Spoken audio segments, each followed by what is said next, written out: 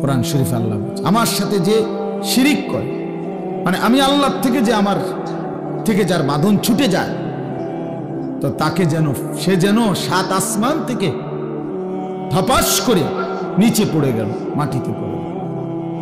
অর্থাৎ বহু উঁচুতে ছিল ইমানের কারণে, যখনই আমি আল্লাহর নাফরমানি করলো, শিরিক করলো, তো নিচে পড়ে গেল, এক টানে নিচে পড়ে গেল।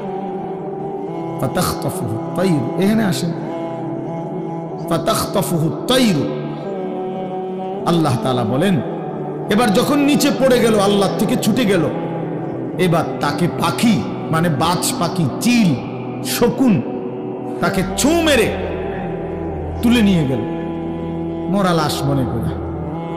আও তাহবি বিহির রিহু ফি মাকানিন সাহিক, অথবা ঝড়ো বাতাস তাকে তার এই জায়গা থেকে কোন সুদূরে কোন অদূরে ছুঁড়ে ফেলে দিল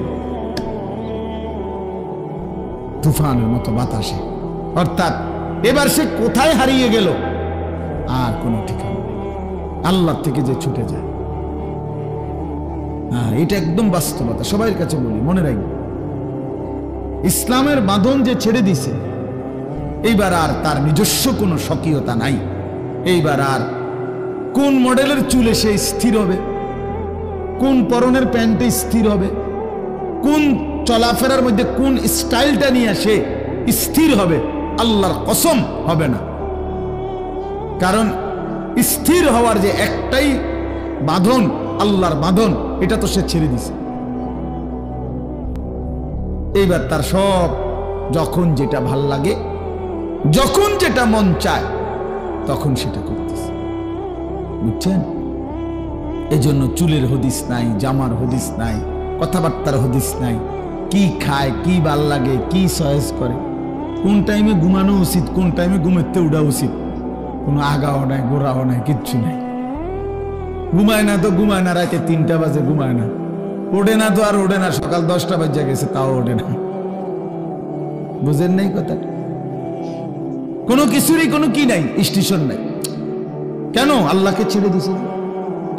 সে যদি নামাজ পড়তো তো তার জিন্দেগির একটা সেটিং থাকতো, সে বুঝতো 6টা বাজে ফজরের জামাত, আমার 5:30-40 ভিতরেই উঠতেই হবে, নাহলে আমি জামাত ধরবো কেন? সে বুঝতো এটা, সে এটা ভাবতো, সে বুঝে যে আমার 1:30 জোহরের জামাত, অতএব আমার কাজ এর ভিতরেই আমি গুছাই ফেলতে হবে। সে বুঝে আমার 4:30 আসরের জামাত, আমি বিশ্রাম করলেই তার আগে আগে করে নিতে হবে। অর্থাৎ নামাজ মানুষকে জিন্দিগির সময়ানুবর্তিতা শিখায়, সময় শিখায়। নামাজের মাধ্যমে আল্লাহ তাআলা কোরআনুল কারীমের মধ্যে বলছে, ভাইয়া আমি নিষেধ করছি হাতে ধরা যে সমস্ত ছেলে, ওই যে বেটা একটু পর পর, এই মিয়া একটু মোবাইল টিপতে এনে বসছেন কেন? ফালতু কোথাকার। কেউ মোবাইল টিপবো না, মোবাইল হাতের থেকে নামাও, নামাও ছেলেরা নামাও, নাহলে উঠে চলে যাও মিয়ান থেকে। উঠে চলে গেলে ভালো, বাহিরে গিয়ে ঘোরো। তাই এই জন্য বললাম, আল্লাহ তাআলা কোরআনুল কারীমের মধ্যে বলছেন, ইন্নাস সালাতা কানাত আলাল মুমিনিনা কিতাবাম মাওকুতা, নিশ্চয়ই নামাজ মুমিনের উপরে সময় হিসাবে ফরজ করা হয়েছে। আল্লাহ তাআলা বলেন কিতাবাম মাওকুতা, ওয়াক্ত, আমি আল্লাহ তাআলা ফরজ করছি সময় গুণে, সময় হিসাব রাখি, সময় হিসাব।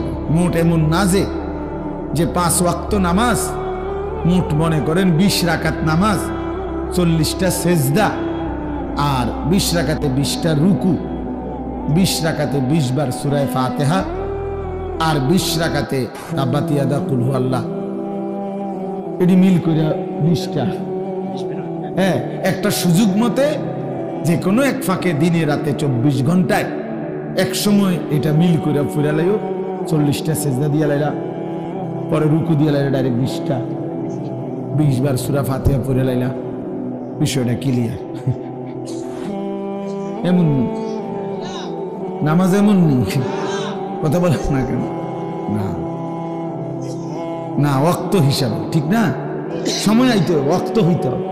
প্রত্যেক 5 ওয়াক্ত নামাজের টাইম আলাদা আলাদা আলাদা আলাদা, ওয়াক্ত হিসাবে পড়তে হবে। কিতাবাম মাওকুতা, আল্লাহ বলছেন ওয়াক্ত হিসাবে ফরজ। তার মানে সময়ানুবর্তিতা শেখায়, জিন্দিগিটাকে একটা সেটিং দেয়, সাজিয়ে দেয়, জীবনের একটা সৌন্দর্য হয়, জীবনের একটা গুছানো হয়, পরিকল্পিত জীবন হয়। বেনামাজের জীবন সুন্দর হয়, শৃঙ্খলা হয় না। তো যাই হোক, আমি বলতেছিলাম মূলত যে আমাদের জীবন আমাদের জন্য একজন মুমিন, যে কথাটা শুরু করছিলাম, কবর আখিরাত পরকালের ফিকির যার মধ্যে আছে, যে বুঝে দিল দিয়া আসলে কবর হবে, আখিরাত হবে।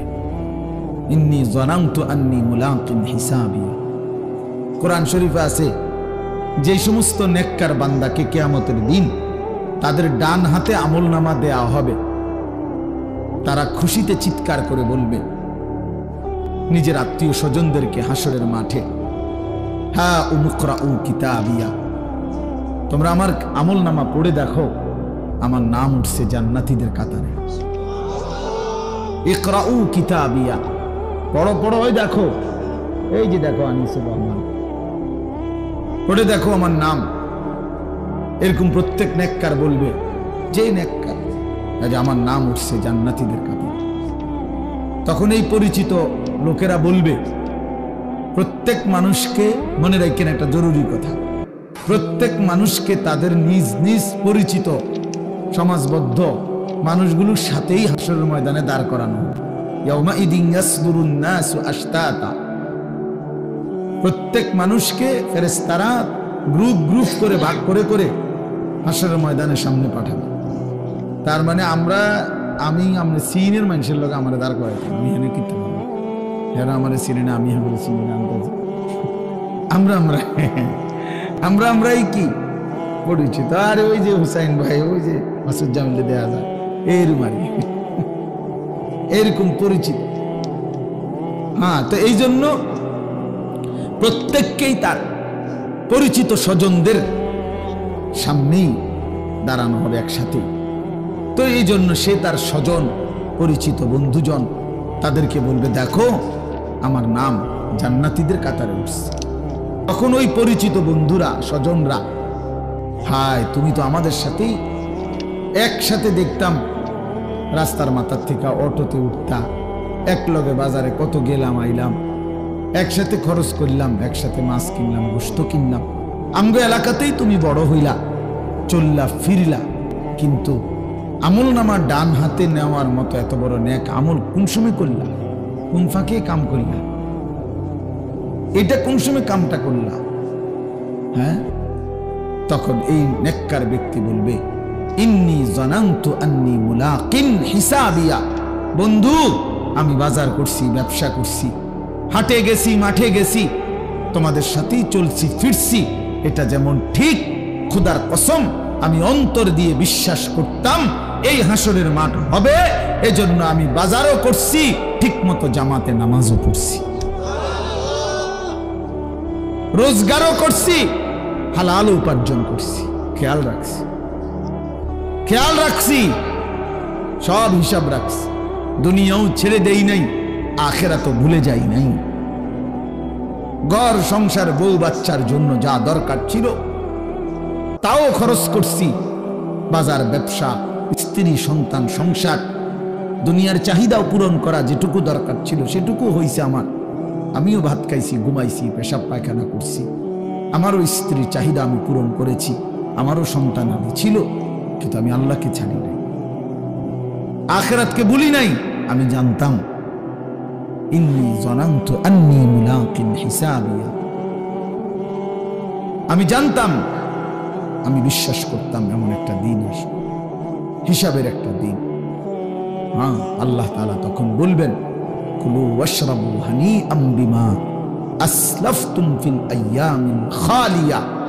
আল্লাহ বলবে, আমার নেককার বান্দা, সেই দুনিয়ার মধ্যে তুমি যেই নেক আমলগুলো করেছিলে, 24 ঘন্টা শত ব্যস্ততার ভেতর দিয়েও আমারে মনে রাখছিলা, আমার নামাজ আমার বন্দিগি আমার ছাড়ো নাই।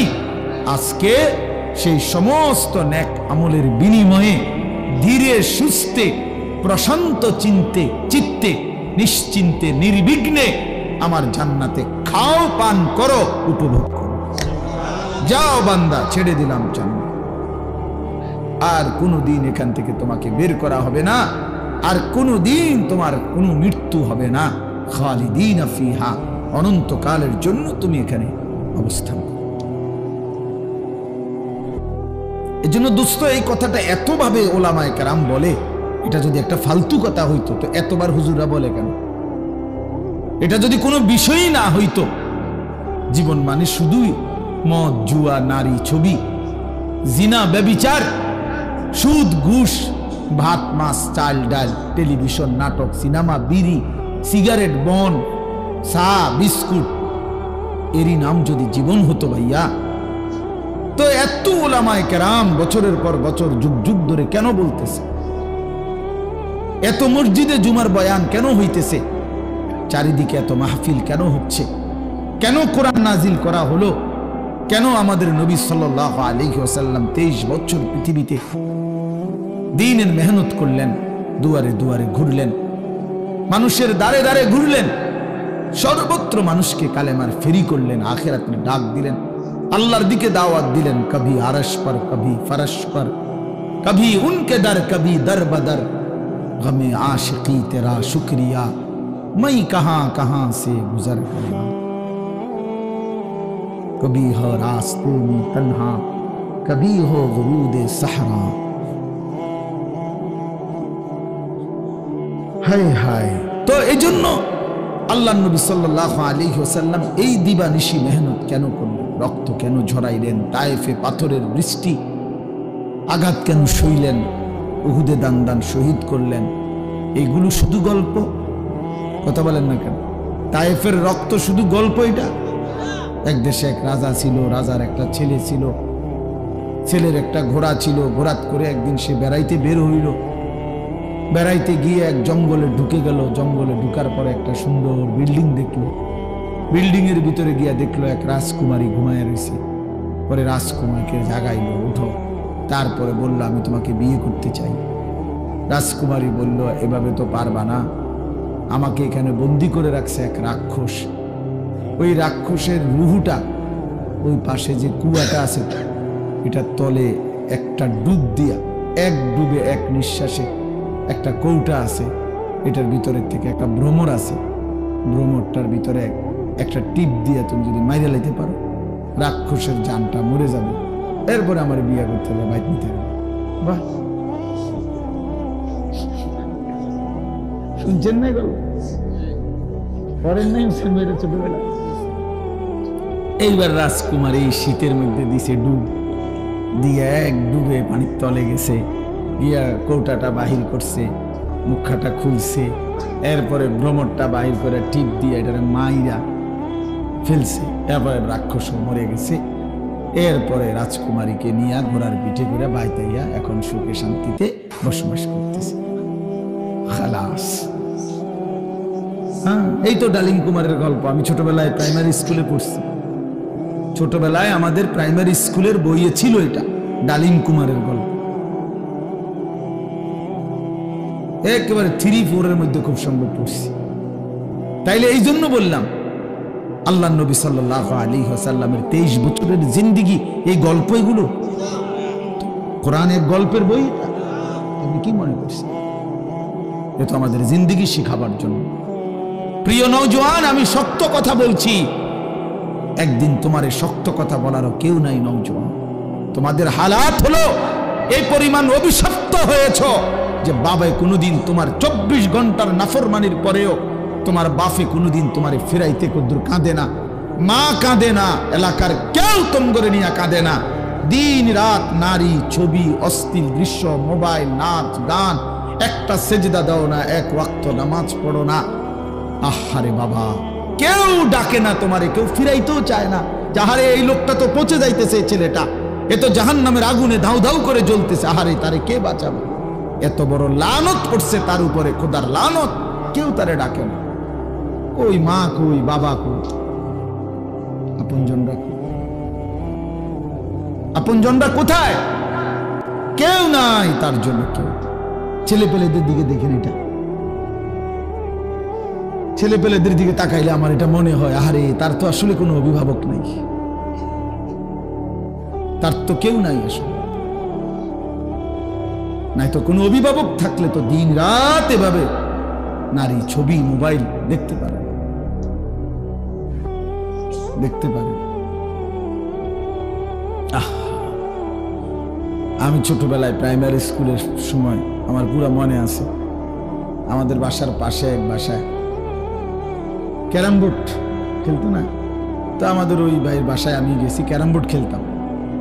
খেলতেছি মানে খেলা শুরু করছি ক্যারাম বোর্ড, এমনি টোক্কা দিয়ে খেলে যে এই আমার আব্বা, আমি তো আর মনোযোগ দিয়ে খেলতেছি, আব্বা পিছন যাইয়া দাঁড়িয়েছি, কত নাহলে 15 মিনিট পরে পিছন ফিরে দেখে এই যে ধরছে, ধইরা বাসাত নিয়ে দিছে ফিরা। আর কোনোদিন যাই না, আর কখনোই যাই না, বাপে নিষেধ করে দিছে। পুরা মনে আছে আমার এই কথা। বাপে নজর রাখছে, মায়ে নজর রাখছে, বড় ভাই নজর রাখছে, আত্মীয় স্বজনরা নজর রাখছে, বড় বোন নজর রাখছে, আমার সব কথা মনে আছে আলহামদুলিল্লাহ। সবাই নজর রাখছে, ফিরায় নিছে, টেনে ধরছে। গুনাহের রাস্তায় কেন যাব? আজ আমাদের সন্তানরা, আমাদের কিশোর নৌজওয়ানরা কেউ কোনো অভিভাবক নেই, সারা দিন সারা রাত একটা মোবাইলের কাছে জীবন উৎসর্গ করে দিয়েছে। মা বাবা, ইজ্জত সম্মান, ধর্ম, বংশ, আল্লাহ, খোদা, কোরআন, কিতাব, রসুল, আখেরাত, কবর, হাসর, মিজান, ফুলসেরাত কিচ্ছু মনে নাই। আপনি জিজ্ঞেস করেন, তারে জিজ্ঞাসা করেন যে বাবা সারা দিনে যে এক ওয়াক্ত নামাজ পড়লা না, এই যদি তোমার এখন মৃত্যু হয়, এই মৃত্যু মানুষের মৃত্যু না কুত্তার মৃত্যু, এখন কবেটা? এই বেনামাজি নাফরমান, এখন যে তুই মরলে এটা মানুষের মৃত্যু হবে না কুত্তার মৃত্যু হবে, তুই কবেটা?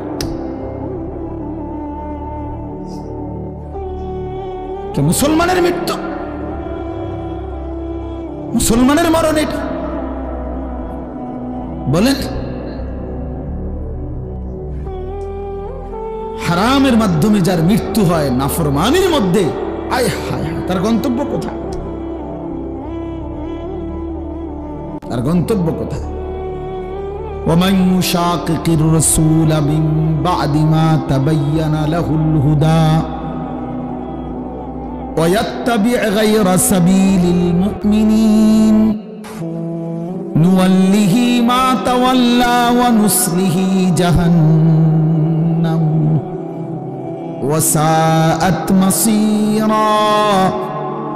আল্লাহ বলে, শুনে নাও বান্দা, 23 বছরে আমি আমার রাসূলের মাধ্যমে সব কিছু হেদায়েতের রাস্তা, কল্যাণের রাস্তা সুস্পষ্ট করে পুরা বলে দেওয়ার পরেও জীবনভর আমার রাসূলের বিরুদ্ধাচরণ যে করবে এবং আমার ঈমানদার মুমিন বান্দাগণ যেই পথে চলে, এই পথের উল্টো পথে যে চলবে, আমি আল্লাহ বলে দিলাম নুয়াল্লিহি মা তাওয়াল্লা। রাসূলের বিরোধিতা আর ঈমানদার নেককার মুমিনদের বিরোধিতার কারণে আমি তাকে উল্টো পথেই চালাইতে থাকবো, গুনাহ আর নাফরমানির পথে। এবং এই গুনাহ আর নাফরমানির পথে চলতে চলতে অনুসলিহি জাহান্নাম, একদিন সত্যি সত্যি তাকে ধাক্কা দিয়ে জাহান্নামে ফেলে দেব। এই পথ তোমার এই যুবক একদিন জাহান্নামে ফেলে দেবে।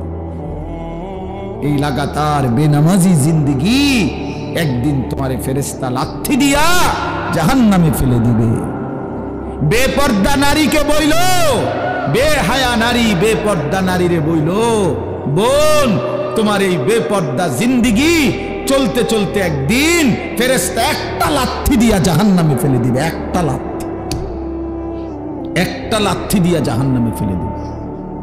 কারে দেখাইছো রূপ, কারে দেখাইছো যৌবন, নিজের শরীর কারে দেখাইছো? তোমার বাপের দেওয়া শরীর, তোমার যৌবন তোমার আব্বাই দিছে, না রাস্তার ওই নর্ত অপদার্থ বখাটে পুরুষরা দিছে? রাস্তার বেড়ইত্রে দেখানোর জন্য আল্লাহ শরীর দিছিল, স্বাস্থ্য দিছিল, যৌবন দিয়েছিল? বলে তাহলে এজন্য আমাদের আত্ম উপলব্ধি দরকার। আত্ম উপলব্ধি মানে বিবেক জাগা দরকার, ভাবা দরকার, ভাবা দরকার।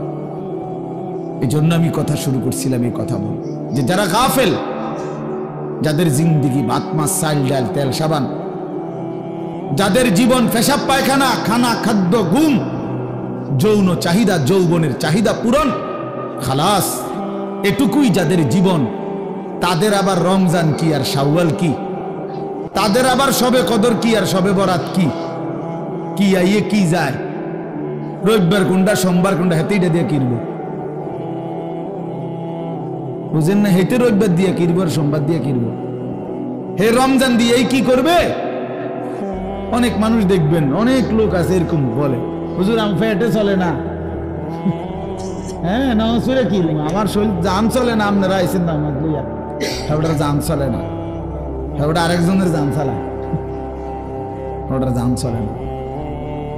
আহা নাফরমান, কত বড় নাফরমান, কত বড় নাফরমান। আল্লাহর নবী সাল্লাল্লাহু আলাইহি ওয়াসাল্লাম 3 মাস তার ঘরের চুলায় কোনোদিন 3 মাস আগুন জ্বলে নাই, রান্না করা খাবার খান নাই। আম্মা জান আয়েশা বলছেন, আমরা 9 জন বিবি ছিলাম নবীজির, আমরা 9 জন বিবির কেহই নবী সাল্লাল্লাহু আলাইহি সাল্লামের ঘরে 3 মাস লাগাতার রান্না করা চুলার কোনো খাবার খাই নাই। শুধু খেজুর এবং পানি দিয়ে 3 মাস টানা আমাদের জিন্দেগি কাটছে। একবার জীবনে রাসূলুল্লাহ সাল্লাল্লাহু আলাইহি সাল্লামের স্ত্রীরা নবীজির কাছে আরেকটু খাদ্য খাবার বেশি চাইছিল, যে ইয়া রাসূলুল্লাহ আমগো চলতে একটু কষ্ট হয়, আমগরে যদি আরেকটু খাদ্য খাবারের পরিমাণ, আমাদের প্রয়োজনীয় জিনিসের পরিমাণ আর একটু বাড়ায় দিতেন, আমাকে একটু উপকার হইতো। একবার বলছে, জীবনে একবার। কোরআন শরীফের সূরা আহজাবের মধ্যে আছে, আল্লাহ তাআলা কোরআনের আয়াত নাজিল করে বলছে, বন্ধু আপনার স্ত্রীদেরকে বলেন, তারা যদি দুনিয়া চায় তো যে পরিমাণ দুনিয়া দরকার আমি সবটা দিয়ে দেব, শর্ত হলো আপনাকে রাসূল হিসাবে, আপনাকে স্বামী হিসাবে ছেড়ে দিতে হবে। আপনি তালাক দিয়ে দিবেন, দুনিয়া নিয়ে যার যার বাপের বাড়ি ফিরে যাবে, আপনার স্ত্রী হিসাবে আর থাকতে পারবে না, এইটুকুই শর্ত। আপনাকে ছেড়ে দিতে হবে, আপনি তালাক দিয়ে দিবেন, বাকি দুনিয়া যা লাগবে সব আমি আল্লাহ নিজে দেব বললাম। আর যদি বলেন, তাদেরকে জিজ্ঞেস করেন, যদি বলে আল্লাহকে চায়, আপনি রাসূলকে চায়, তাহলে তাদেরকে আখিরাত পর্যন্ত অপেক্ষা করতে হবে। বলেন, কথা কাটসাট করেন। ইয়া আইয়ুহান নাবিয়্যু কুল লিআজওয়াজিকা ইন কুনতুন্না তুরিদিনাল্লাহা ইন কুনতুন্না তুরিদিনাল হায়াতাদ দুনিয়া ওয়া যিনাতাহা ফাতাআলাইনা উমাত্তি'কুন্না ওয়া উসাররিহকুন্না সারাহান জামীলা ওয়া ইন কুনতুন্না তুরিদিনাল্লাহা ওয়া রাসূলাহু ওয়াদ দারাল আখিরা ফাইন্নাল্লাহা আ'আদ্দা লিল মুহসিনাতি মিনকুন্না আজরান আযীমা। আজর আজিম দেব, জান্নাতের মহা বিনিময় দেব। কিন্তু এখন সবর করতে হবে। বলেন, আল্লাহর নবী সাল্লাল্লাহু আলাইহি ওয়াসাল্লাম ওনার স্ত্রী আয়েশা, হযরতে আয়েশা সবচেয়ে প্রিয় স্ত্রী যিনি ছিলেন, ওনারে বলছেন, আয়েশা এখন আমি যে কথাটা বলবো আল্লাহর কথা, তুমি তৎক্ষণাৎ উত্তর দিও না, তুমি ভাইবা, তোমরা বাকি বিবিরা পরামর্শ করে উত্তর দিও, তোমাদের বাবা মার সাথে বাড়ি ঘরে গিয়ে পরামর্শ করে নাও, সময় নিয়ে উত্তর দিও, তাড়াহুড়ার দরকার নাই, বুঝা শুনে উত্তর দাও। বলছি, ইয়া রাসূলুল্লাহ বলেন।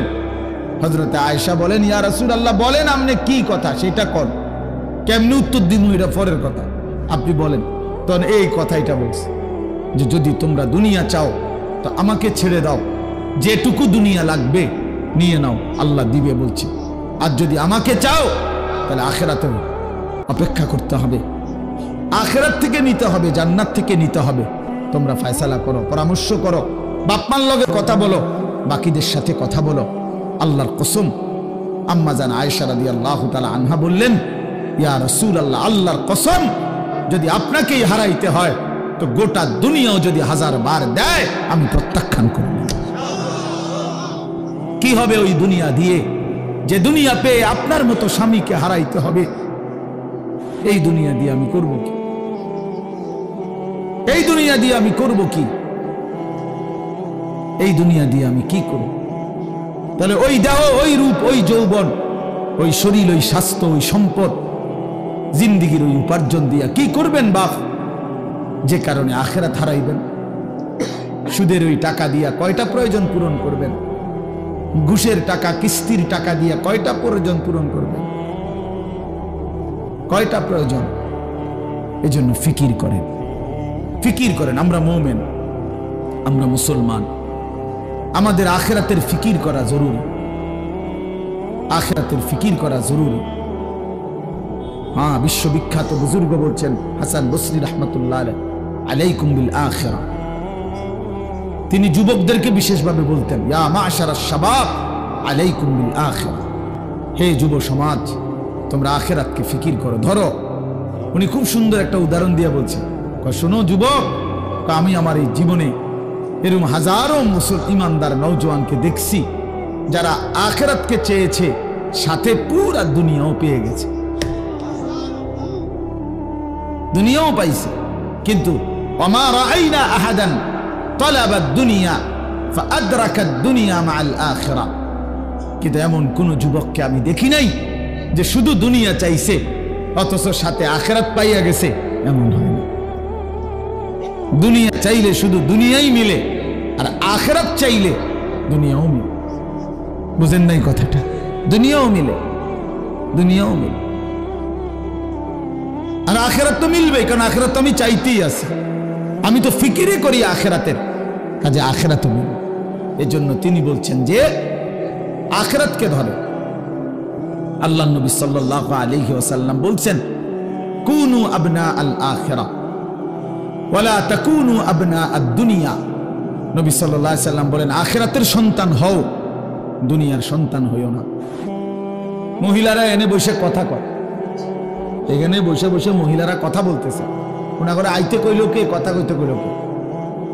এই আনিস ভাই, এখানে খবর পাঠান বাচ্চা দিয়ে যে কথা বলতে না, বসে বসে ফ্যান ফ্যান করে, সবখানে খাসিও, যেখানে যাইবে সাতবক মাটির নিচে যদি যায়, কিতা বোন কি অবস্থা, কইের না গো, কিয়ের সুখ, কিয়ের সুখ, সুখ কি আর আমগো কপালে আসেন? তে বেড়ার সংসার কইরা জ্বলিয়া গেলাম, তো জ্বলিয়া গেলে আপনি আবার কেমনি কথা বলেন? এই মানে শুধু কথা। এই মহিলাদের এটা অভ্যাস, আজীবনের অভ্যাস, কথা ছাড়া থাকতে পারে, চুপ থাকতে পারে না। আল্লাহর কসম, এমন দিনের জন্যই আমি আমার সন্তানকে বুকের দুধ খাওয়াইছি। আমার সন্তান আল্লাহর জন্য জীবন দিবে, আমার সন্তান রাসূলের জন্য জীবন দিবে, জান দিবে, শহীদ হবে, এমন আশা নিয়েই তো বুকের দুধ খাওয়াইছিলাম। আমার সন্তান আমার দুধের হক আদায় করছে, আমার গর্ভের হক আদায় করছে। তাহলে এক মা তার বাচ্চাকে দুধ পান করাইছেন, এই জন্য এক আল্লাহ তাআলা মালিক আমাদের এত কিছু দিয়ে আমাদেরকে লালন পালন করছেন 24 ঘন্টা সেই মালিকের নাফরমানি করার জন্য। আপনাকে এই কোম্পানিতে চাকরি দেওয়া হয়েছে 24 ঘন্টা এই কোম্পানির বিরুদ্ধাচরণ করার জন্য। এই জন্য আল্লাহ তাআলা এই গোটা জমিন ও আসমান দিয়ে আমাদেরকে 24 ঘন্টা লালন পালন করছেন, বিনিময়ে 24 ঘন্টা আল্লাহর নাফরমানি করার জন্য। চলেন এবার আমার কথার সমাপ্তি। মূল বক্তব্য হলো, আমি প্রতিদিন এই কথার ফিকির চাই যে আমরা যদি এটা বুঝি, এই আমরা যে কয়জন এখন শুনলাম, আমাদের কারো দিলের মধ্যে যদি কথা আসে যে আমরা মুসলমান, আমরা মুমিন, আমাদের আসলে আখিরাত মেইন বিষয়, আমাদের প্রস্তুতি হলো আখিরাত, আমাদের প্রস্তুতি হলো কবর, হাসর, মিজান, ফুলসিরাত। বাস্তব কথা বাফ, হৃদয় দিয়ে এটা অনুভব করেন, আমাদের প্রস্তুতি হওয়ার কথা আখিরাতের। আর সেই প্রস্তুতির জন্য, আখিরাতের জন্য, পরকালের জন্য, মৃত্যু পরবর্তী জিন্দেগীর জন্য সর্বশ্রেষ্ঠ সিজন, মৌসুম মাহে রমজান। মাহে রমজান। এজন্য সেই মাহে রমজান আর মাত্র সর্বোচ্চ 21 থেকে 22 দিন, 7 দিন চলে গেছে আজকে। তাহলে 28-এ এই মাস হলে 21 দিন, আর 1 মার্চ অথবা 2 মার্চ রমজান। তাহলে আর মাত্র 21 থেকে 22 দিনের ব্যবধানে মাহে রমজানের চাঁদ উঠবে ইনশাআল্লাহ। এই মুহূর্তে আমাদের সর্বোচ্চ উচিত দিল থেকে মানসিকভাবে প্রস্তুতি নেওয়া যে আমি আমার জীবনের ঘাটতি, আমি রমজানে কায়দা কাইটা, আল্লাহ যদি আমার হায়াত দেয়, আমি রমজানে কায়দা কাইটা দোয়া করে ইস্তেগফার করে তওবা করে আমি গুনাহ মাফ করাইয়া নেব, আর আমার আখিরাতের জন্য জান্নাতের ব্যবস্থা করা, পরকালের পুঁজি সংগ্রহ করার সর্বোচ্চ চেষ্টা করব। এটা একটা সিদ্ধান্ত, একটা শপথ নেওয়া উচিত, শপথ নেওয়া উচিত, নাইলে হবে না। হিম্মত ছাড়া কোনো কিছু হয়। একেবারে আদনা থেকে আদনা কাজেরও মানুষ দিলের মধ্যে আগে পরিকল্পনা করে। এটা একটা সূক্ষ্ম কথা মনে রাখেন। কোনো মানুষ মনে করেন এখন আমি পেশাব করব, এই কথাটাও মানুষের দিলে আগে আসে, তারপরে সে এটাকে কি করে বাস্তবে পরিণত করে।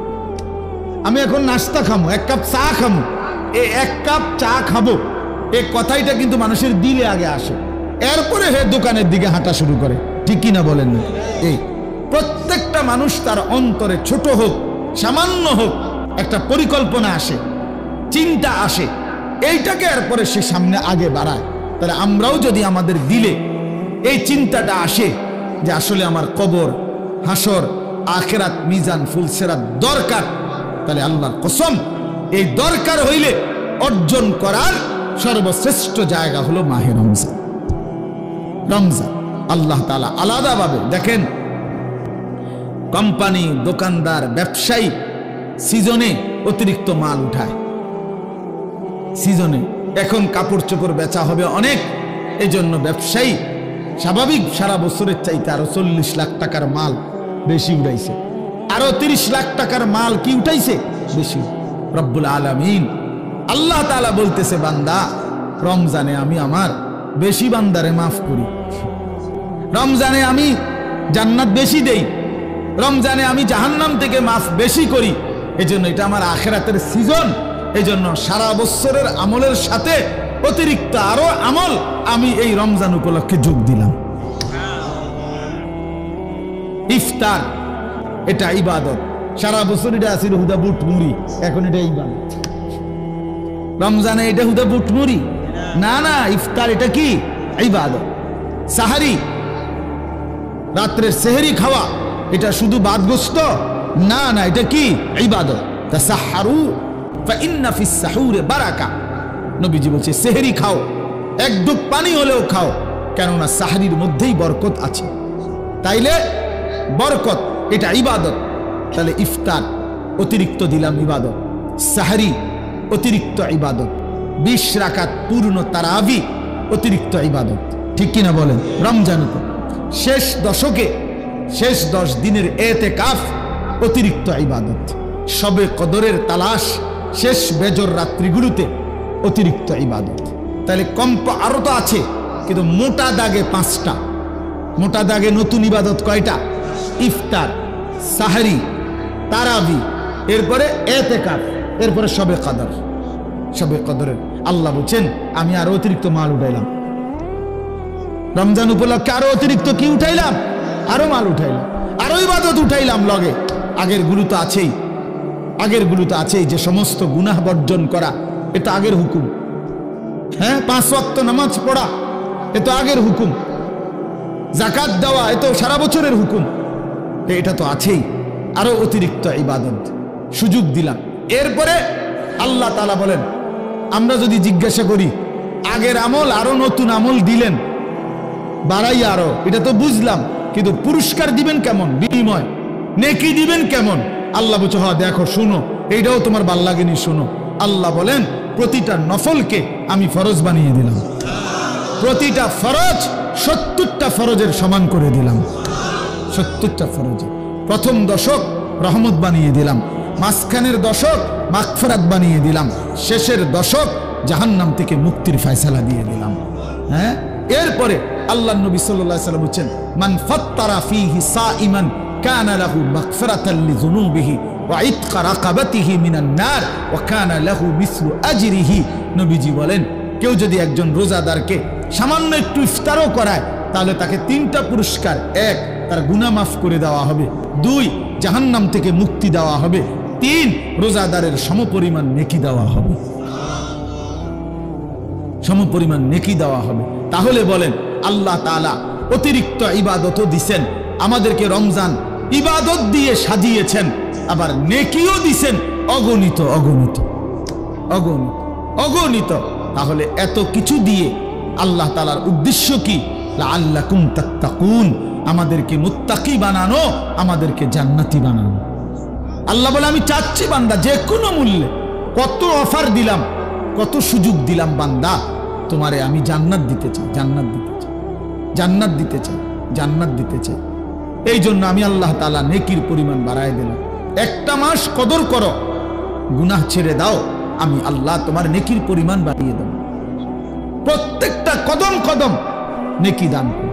দেখেন, সারা বছর মানুষের নেকি লেখে এই ডান কাদের ফেরেশতা, গুনাহ লেখে বাম কাদের ফেরেশতা। যখনই রমজানের চাঁদ ওঠে আল্লাহ তাআলা বলে, ফেরেশতা ডান কাদের, এক বন্ধ, তুমি ধরো বেটা, তুমি আর লিখবা না, এই ফেরেশতা এখন আর তুমি লিখবা না, এই পুরা রমজান আমার বান্দার প্রতিটা নেকি আমি আল্লাহ লিখবো বেটা।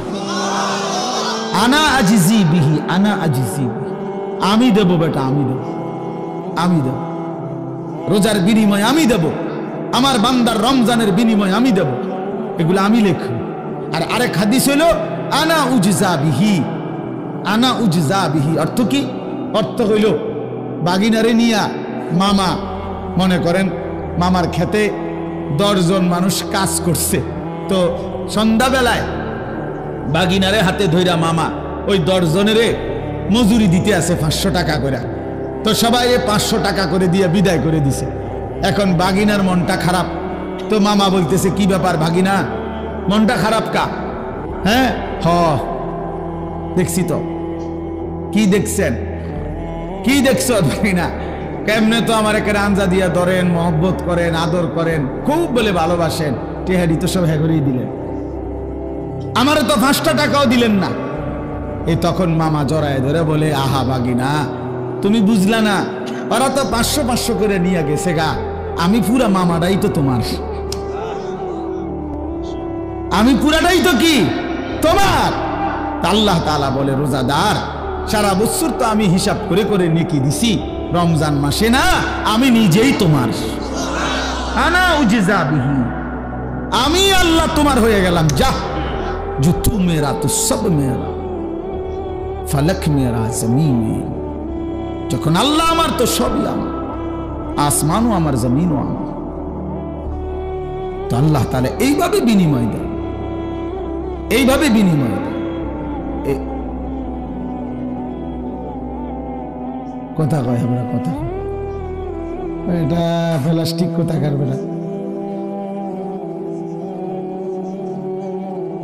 এনে এসে কথা বলো, তুমি দূরে না গিয়ে কথা বলো। তাইলে এই জন্য বলেন, এটা বোঝা উচিত। বসো না বাপ, তোমরা বসো, বউ এনে বউ, শেষ, আমার কথা শেষ।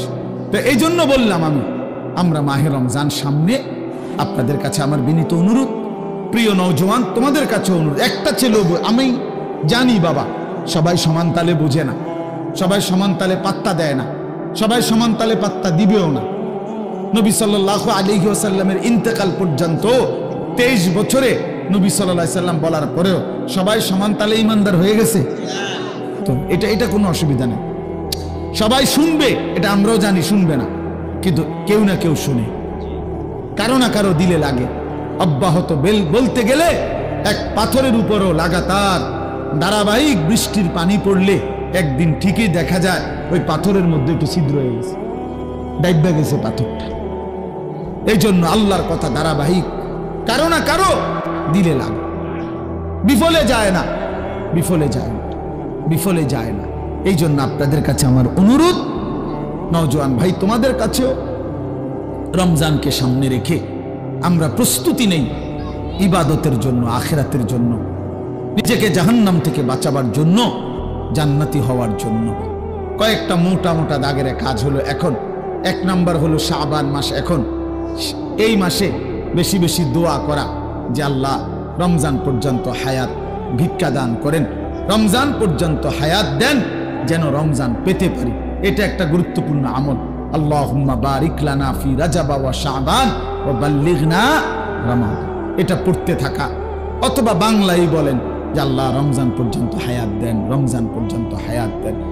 2 নাম্বার হলো এই শাবান মাসে, মানে এই মাসে নবী সাল্লাল্লাহু আলাইহি সাল্লাম নফল রোজা রাখতেন বেশি। এই জন্য উচিত নবী সাল্লাল্লাহু আলাইহি সাল্লামের এই সুন্নাতের অনুসরণে যাদেরই সুযোগ হয় 3টা 4টা 5টা রোজা রাখা, তাইলে এটা একটা মুবারক আমল। নবীজি সাল্লাল্লাহু আলাইহি সাল্লাম বলছেন রমজানের সম্মানার্থে তিনি এই নফল রোজাগুলো রাখতেন। 3 নাম্বার হলো 14ই শাবান, অর্থাৎ যেটা দিবাগত রাত, শবে বারাত, লাইলাতুল বারাত যেটাকে বলা হয়, এই ফজিলতপূর্ণ রাতে বেশি বেশি দোয়া, ইবাদত, কান্নাকাটি করা, আল্লাহর কাছে বন্দিগি করা এবং পরদিন রোজা রাখা, এটা একটা আমল। এটা আমল মূলত। শবে বরাত কোনো উৎসব না, শবে বরাত কোনো অনুষ্ঠান না, শবে বরাত একটা আমলের রাত, আমলের রাত। আমরা এটারে উৎসব বানাই ফেলি, ফ্যাঁসইল এনে আমরা বুঝছি শবে বরাত মানে 12 ডেক খিচুড়ি। হ্যাঁ, শবে বরাত মানে 60টা করে জিলাপি। শবে বরাত মানে হলো 60টা করে জিলাপি, বুঝছি নি কথা? ঠেলাঠেলি করে জিলাপি লইছে শবে বরাত। কি লই আইছো? শবে বরাত লই আইছি, এই যে হাতে শবে বরাত নিয়েছে, এটা নিয়ে শবে বরাত। এই তো ইবাদতের রাত, ইবাদতের রাত। দোয়া কান্নাকাটি করবে, নিজে নামাজ পড়বে, তওবা করবে, ইস্তেগফার করবে। এই জন্য শবে বরাত এই আগামী শুক্রবার দিবাগত রাতে, এমন সময় লাইলাতুন নিসফে মিন শাবান। এজন্য ওই দিন নিজে নিজে যত বেশি সম্ভব যার যে দূর শরীরে কুলায় ইবাদত করবেন, পরের দিন রোজা রাখবেন। তাহলে এই মাসে হলো এই 3টা আমল বড় দাগে। একটা হলো দোয়া বেশি করা রমজানের জন্য, 2 নাম্বার হলো কিছু নফল রোজা রাখা, আর 3 নাম্বার হলো শবে বরাত রাত্রি জেগে ইবাদত করা, দিনের বেলা রোজা রাখা।